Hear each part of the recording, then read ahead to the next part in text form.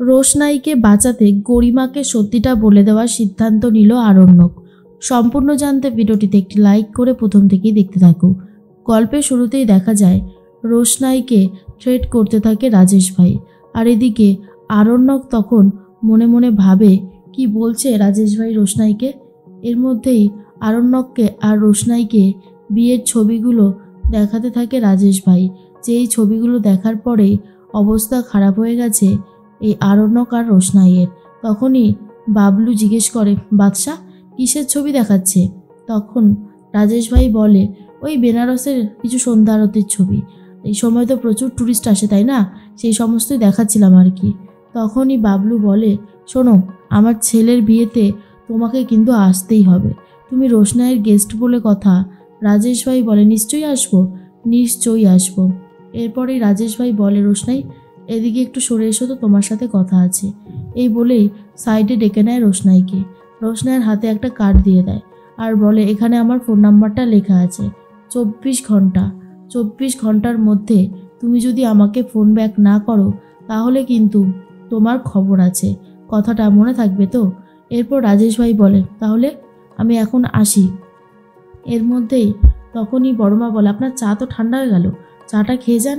রাজেশ ভাই বলে, না না, আমি এখন চাটা খাবো না, অন্য একদিন এসে খাবো। এই বলেই রাজেশ ভাই চলে যায়। তখনই রোশনাই খুব ভয় পেয়ে গেছে, নিজের ঘরে চলে যায়। আরণ্যক তখন বলে, রোশনাই বলে, স্যারজি আপনি আবার আসতে গেলেন কেন? আপনাকে কেউ দেখলে আরও বেশি করে রিয়াক্ট করা শুরু করে দেবে। আপনি প্লিজ বাড়িতে অন্য ঘরে চলে যান, না হলে কিন্তু বাড়িতে একটা অশান্তি শুরু হবে। আরণ্যক তখন বলে, তোমার সাথে আমি কথা বলতে আসতেই পারি, আমাদের অফিসের প্রোগ্রামটা নিয়েও তো ডিসকাস করতে পারি, তাই না?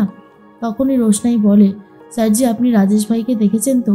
ওর কাছে কিন্তু সমস্ত প্রমাণ আছে, ও চাইলেই সবাইকে দেখিয়ে দিতে পারে, তাই আমার কিন্তু খুবই ভয় লাগছে।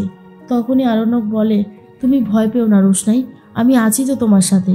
তুমি যদি এত ভয় পাও তাহলে রাজেশ ভাই আরও বেশি বেশি করে তোমাকে ভয় দেখাবে।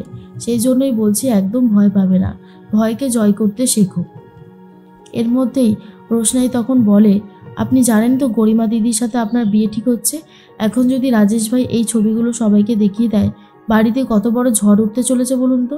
আরণ্যক বলে, আমি জানি সবটা, এদিকে গরিমাও যে আমাকে সন্দেহ করছে সেটাও আমি জানি, কিন্তু কি করব বলো, আমার তো একটা রেসপন্সিবিলিটি আছে, তোমাকে তো এইভাবে আমি ছেড়ে দিতে পারি না। রোশনাই বলে, কেন পারেন না? আপনি চাইলেই সব কিছু পারেন। দেখুন একটা কথা বলি, আমাকে আপনি যেতে দিন, আমি যদি না যাই তাহলে কিন্তু সর্বনাশ হয়ে যাবে। আরণ্যক বলে, তুমি কোথাও যাবে না, তুমি এখানেই থাকবে, আমি আছি তো, আমি সবটা সামলে দেব, তুমি এইসব নিয়ে একদম ভাববে না, তুমি শুধু মন দিয়ে তোমার নাচটাতে ফোকাস করো, বুঝলে? আরণ্যক মনে মনে ভাবে, রোশনাইকে কোনোভাবেই রাজেশ ভাইয়ের কাছে যেতে দেওয়া যাবে না, রোশনাইকে তাহলে রাজেশ ভাই শেষ করে ফেলবে, আর আমি সেটা হতে দিতে পারবো না। এর মধ্যেই রোশনাই বলে, স্যারজি আপনি যে কি করতে চাইছেন সত্যি আমি বুঝতে পারছি না, আমার খুব টেনশন হচ্ছে। রোশনাইয়ের কথা শুনে আরণ্যক বলে, তুমি যত ভয় পাবে রাজেশ ভাই তোমাকে তত বেশি করে ভয় দেখাবে। শোনো, তোমাকে একটা কথা বলি, তুমি ভয় পাবে না, আর আমি তো রয়েছি, জানো তো? আমার হাতের ওই ব্যান্ড দেখে গরিমা আমাকে প্রচুর সন্দেহ করেছে, তবুও আমি সেই ব্যাপারটাকেও ধামাচাপা দিয়ে দিয়েছি। আর এটা পারবো না, এটা হতে পারে কখনো? দেশে তো আইন কানুন বলে কিছু একটা ব্যাপার আছে, রাজেশ ভাই চাইলেও কলকাতায় কিছু করে উঠতে পারবে না, এটা ওনার বেনারস নয়। তখন রোশনাই মনে মনে ভাবে, স্যারজি একগুয়ে, স্যারজিকে বললে হবে না, আমাকেই একটা ব্যবস্থা করতে হবে। এরপর আরণ্যক ঘর থেকে বেরিয়ে যেতেই তখনই বড়মার কাছে চলে যায় রোশনাই। আর তখন বড়মা বলে, কি ব্যাপার রোশনাই, মনটা খারাপ কেন, কিছু হয়েছে? রোশনাই তখন বলে, না বড়মা, আসলে এমনি ভালো লাগছিল না, আজকে খুব বেনারসের কথা মনে পড়ছে। বড়মা বলে, ওই যে তোমার গ্রাম থেকে যেই লোকটা আসলো তাকে দেখে মনে পড়ছে, তাই তো? হয় হয়, এমনটা প্রায়ই হয়। এরপরে রোশনাই বলে, বলছিলাম কি বড়মা, ওই তোমার একটা ফোন আছে না, ওটা আমাকে একটু দেবে, আমি একজনকে ফোন করতাম।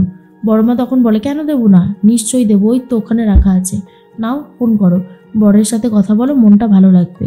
এরপর রোশনাই সাইডে চলে গিয়ে ফোন করেছে রাজেশ ভাইকে আর বলে, কি চাই? হ্যাঁ কি চাই আপনার? তখন রাজেশ ভাই বলে, তোমাকে চাই। শোনো রোশনাই, আমি তোমাকে নিয়ে যেতে এসেছি। রাজেশ ভাইয়ের কথা শুনে রোশনাই বলে, আমি আপনার সাথে যাব না।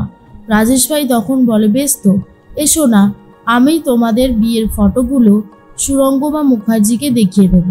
তারপরে আমিও দেখব তুমি কি করে না এসে থাকতে পারো। আশা করি তুমি আমার কথাটা বুঝতে পেরেছো। এরপর রোশনাই খুব ভয় পেয়ে যায় আর বলে, আমি কি করতে পারি? আপনার কাছে যাওয়ার থেকে আমার মরে যাওয়াটা অনেক ভালো। রাজেশ ভাই বলে, শোনো, আমি এতটাও খারাপ মানুষ নই, বুঝেছো? হ্যাঁ, আমি তোমাকে ভালোবাসি আর তোমাকে আমি পেতে চাই।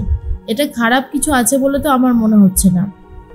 যত তাড়াতাড়ি সম্ভব তুমি আমার কাছে চলে এসো, আমি তোমার অপেক্ষায় রয়েছি। আমি বেনারসে ফেরবার 2টো প্লেনের টিকিটও অ্যাডভান্স কেটে রেখে দিয়েছি।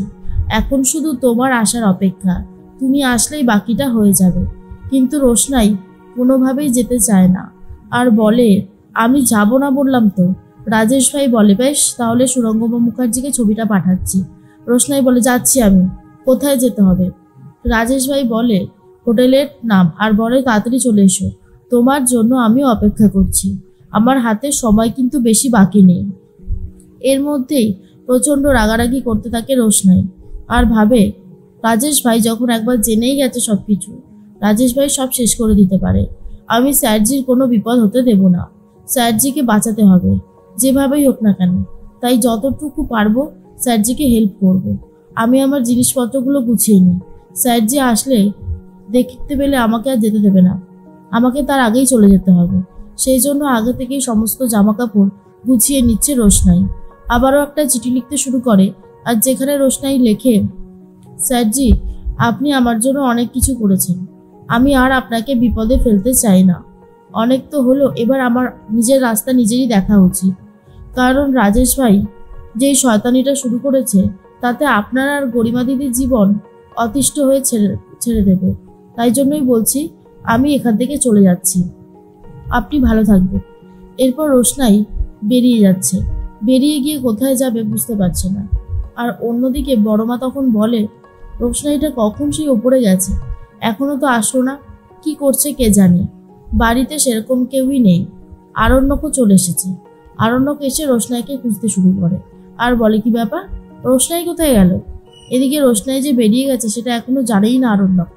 ছোট্টু গেছিল বাজারে।